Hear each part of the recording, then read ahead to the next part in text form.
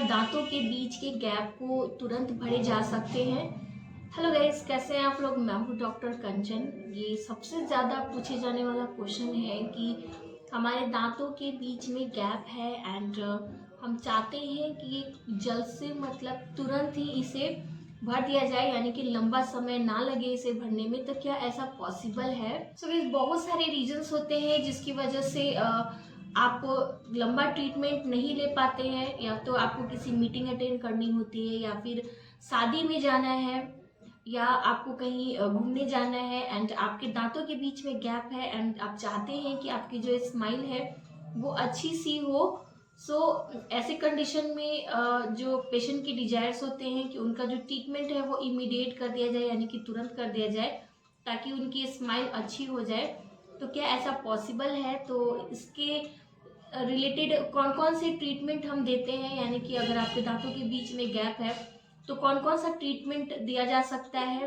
And साथ ही साथ ये भी जानेंगे कि कौन सा ट्रीटमेंट सबसे अच्छा होता है, किसकी सर्विस अच्छी होती है एंड कितना समय कौन से ट्रीटमेंट लगता है। ये चीज़ें आज इस वीडियो में हम जानने वाले हैं।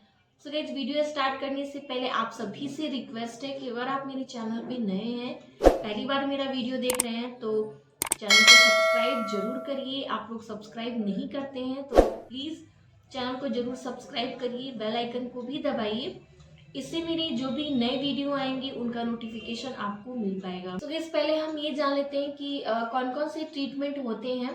तो अगर आपके दांतों के बीच में गैप है तो इसके लिए कंपोजिट एक तरह की ट्रीटमेंट होती है, वो दी जाती है। विनियर्स का ट्रीटमेंट दे सकते हैं एंड कैपिंग भी होता है एंड ब्रेसेस ट्रीटमेंट भी होते हैं। अब वन बाय वन हम समझेंगे कि कौन से ट्रीटमेंट में कितना समय लगता है एंड कौन सा सबसे बेस्ट है।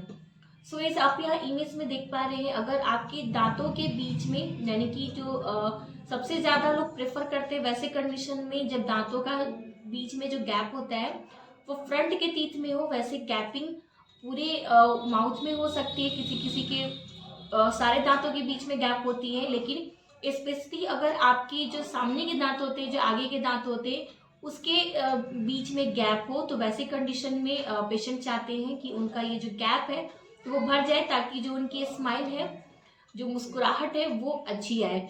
सो अगर आपके जो गैप है वो कम है, यानी कि बहुत ज़्यादा नहीं है एंड आपको जो इलाज है वो इमीडिएटली चाहिए, तुरंत चाहिए, तो वैसे कंडीशन में आप कंपोजिट करवा सकते हैं। कंपोजिट ट्रीटमेंट आपके लिए अच्छा होगा। एंड अगर आपका जो गैप है वो थोड़ा सा ज़्यादा है, देन ऐसे कंडीशन में भी आप कंपोजिट ट्रीटमेंट के लिए जा सकते हैं। बट इसके क्या डिसएडवांटेज हो सकते हैं आगे इस वीडियो में हम समझेंगे। उससे पहले हम ये समझ लेते हैं कि कंपोजिट ट्रीटमेंट, जो कंपोजिट इलाज होता है, ये होता क्या है। सो गाइस, जो कंपोजिट है एक तरह का ये फीलिंग मटेरियल होता है। जैसे कि अगर आपके दांतों में कैविटी हो जाए या फिर दांतों के बीच में गैप है, तो वैसे कंडीशन में इस मटेरियल का यूज करते हैं। ये जो मटेरियल होता है काफ़ी स्ट्रॉन्ग होता है एंड सबसे अच्छी बात होती है इस मटेरियल की कि आपको ये तुरंत ही पक्का हो जाता है। मतलब एक तरह का ये पक्का जो रिस्टोरेटिव मटेरियल है। जैसे अगर आम भाषा में हम बात करें तो कच्ची फीलिंग होती है, पक्की फीलिंग होती है। तो एक तरह की पक्की होती है क्योंकि इसमें लाइट क्योर का यूज करते हैं। जो लाइट क्योर एक तरह का उसमें इक्विपमेंट होता है जिससे जो मटेरियल होती है उसे एट द टाइम ही पका दिया जाता है। नेक्स्ट इसकी जो बेस्ट पार्ट होती है गाइस की, ये जो मटेरियल है आपके जो दांत का कलर है उसके सेम कलर से मैच करके दिया जाता है। इसमें बहुत सारे शेड होते हैं, तो आपके जो दांत के कलर होते हैं उससे शेड को मैच करके एंड देन वही शेड अप्लाई किया जाता है, जिससे कि बिल्कुल भी पता नहीं चलता है कि ये आपके दांत में अलग से इलाज किया गया है। चलिए अब इसके प्रोसेस को समझते हैं, किस तरह के प्रोसेस इसमें होते हैं। सो गाइस, जो सबसे पहले जो कंपोजिट हम ट्रीटमेंट देते हैं गैपिंग के केस में, तो सबसे पहले शेड को मैच किया जाता है कि आपके दांतों का शेड हमारा जो मटेरियल है उसे किस शेड से मैच कर रहा है। देन मैच करने के बाद एक तरह की ब्लीचिंग एजेंट होती है जिसे हम दांत पे अप्लाई करते हैं।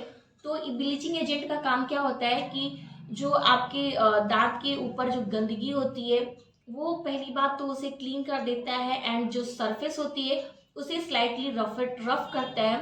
रफ क्यों किया जाता है? अगर हम उसे रफ नहीं करेंगे तो जो मटेरियल हम लगाते हैं यानी कि जो रेजिन होती है, अगर वो हम लगाएंगे तो उस पर अच्छे से स्टिक नहीं करेगा, तो उसे स्टिक करने के लिए वो एक अच्छा सा सरफेस रेडी करता है। नेक्स्ट होती है गाइस एक बॉन्डिंग एजेंट होती है, जो कि जो हम रेजिन अप्लाई करते हैं उसे अच्छे से चिपका के रखने में काम करता है। तो पहले हम बॉन्डिंग एजेंट को अप्लाई करते हैं एंड देन पहले उसे क्योर करते हैं बॉन्डिंग एजेंट को अप्लाई करने के बाद, एंड उसके बाद हम फिर उस पर रेजिन अप्लाई करते हैं। सो गाइस जो हम रेजिन अप्लाई करते हैं उससे लेयर बाय लेयर अप्लाई की जाती है, एक बार अप्लाई नहीं किया जाता है। हम उसे लेयर लेयर में अप्लाई करते हैं ताकि जो उसकी स्ट्रेंथ है वो अच्छे से हो एंड जो शेप आए दांत की वो अच्छे से आए। एंड जब फाइनली जब हम लेयर बाय लेयर करके दांत की अच्छी सी शेप हो जाती है, देन उसकी स्मूथनिंग एंड पॉलिशिंग की जाती है। क्योंकि लेयर बाय लेयर जब हम अप्लाई करते हैं तो बहुत सारे टाइम्स जो होते हैं जो सरफेस होते हैं उतने अच्छे से स्मूथ नहीं होता है, जो एज होता है वो उसमें हाई पॉइंट्स आ जाते हैं, जिससे पेशेंट को आगे चल के प्रॉब्लम्स हो सकती हैं। तो उन सारी चीज़ों को अच्छे से स्मूथ किया जाता है। देन आपका जो ट्रीटमेंट है यहीं पर फाइनल हो जाता है एंड 1 घंटे के बाद आप अच्छे से खा पी सकते हैं, किसी भी तरह की प्रॉब्लम्स नहीं होती है।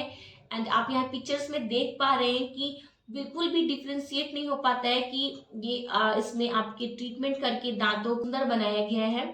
बट गाइस इसके डिसएडवांटेज क्या आ जाते हैं वो हम जानेंगे।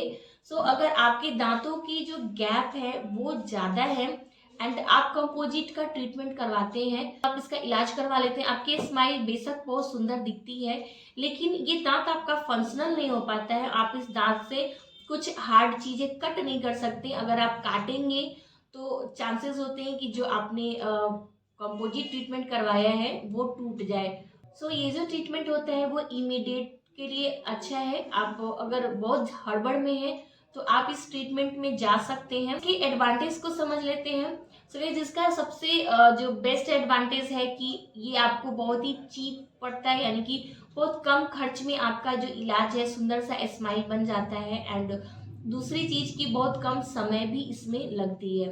नेक्स्ट है गाइस हमारा ट्रीटमेंट ऑप्शन वो है कैपिंग। तो कैपिंग में आपको 3 से 4 दिन लग सकते हैं एंड किसी किसी कंडीशन में 15 से 20 दिन भी लग सकते हैं। तो चलिए अब ये समझते हैं कि 3 से 4 दिन कब लगेंगे एंड 15 से 20 दिन कब लगेंगे। अगर गाइस आपका जो दांत है उसकी स्ट्रेंथ अच्छी है, यानी कि दांतों में सेंसिटिविटी या किसी तरह की प्रॉब्लम्स नहीं है, तो वैसे कंडीशन में डॉक्टर सिंपली जो दांत होते हैं उसे स्लाइटली रिड्यूस करते हैं एंड रिड्यूस करके उस पर कैप को अप्लाई कर दिया जाता है, जिसमें 3 से 4 दिन का टाइम लगता है। लेकिन अगर आपके दांत वीक है, उसमें सेंसिटिविटी यानी कि दांतों में झंझनाहट की प्रॉब्लम है, ठंडा गर्म लगता है, तो वैसे कंडीशन में डॉक्टर आपको एडवाइस करते हैं कि पहले आप उस दांत का रूट कनाल ट्रीटमेंट करवाइए एंड उसके बाद आप उस पर कैपिंग करवाइए। समझते हैं कि रूट कनाल ट्रीटमेंट इसमें करवाना क्यों जरूरी होता है। अगर आप उस वक्त रूट कनाल ट्रीटमेंट नहीं करवाएंगे और सीधे कैपिंग करवा लेंगे तो आगे चल के आपको उस दांत में परेशानी आने की चांसेस होती है कि नीचे पस का फॉर्मेशन हो सकता है या दांतों में बहुत जोरों की दर्द हो जाए, सूजन आ जाए। तो इसलिए उस वक्त अगर आप रूट कनाल ट्रीटमेंट करवा लेते हैं तो आगे आने वाली प्रॉब्लम से आप बच सकते हैं। अगर आप चाहते हैं कि आपके जो दांतों का इलाज हो परमानेंट हो एंड सबसे अच्छा हो, तो उसके लिए आप ब्रेसेस ट्रीटमेंट में जा सकते हैं, क्योंकि जो ब्रेसेस ट्रीटमेंट होती है उसमें नेचुरल तरीके से दांतों को अलाइनमेंट में लाया जाता है, शेप में लाया जाता है। लेकिन ब्रेसेस ट्रीटमेंट में आपको काफ़ी लंबा समय लगता है, कम से कम 1 साल का समय लग जाता है। अगर आपके दांत बहुत ज़्यादा गैप है, अगर कम गैप है तो 6 मंथ में भी हो जाते हैं। सो गाइस अगर आप मुझसे पूछोगे कि इन सारे ट्रीटमेंट में से, इन सारे इलाज में से सबसे अच्छा इलाज कौन सा है, तो आप ब्रेसेस का ट्रीटमेंट लीजिए अगर आपको जल्दीबाजी नहीं है। तो अगर आप जल्दी में है, अगर आपके पास 3 से 4 या 15 से 20 दिन टाइम है तो आप कैपिंग में जाइए एंड अगर उससे भी कम समय है तो आप कंपोजिट करवा सकते हैं। सो गाइस ये थे आज की वीडियो। आई होप कि आपके लिए हेल्पफुल रहा। अगर यस तो डेफिनेटली लाइक दीजिए, चैनल को सब्सक्राइब करिए एंड अपने फैमिली फ्रेंड्स में भी शेयर करिए ताकि उन्हें भी हेल्प मिल सके। एंड अगर आपके कोई क्वेश्चन हो तो आप मुझसे बेशक कमेंट सेक्शन में पूछ सकते हैं। तब तक के लिए be healthy and be happy.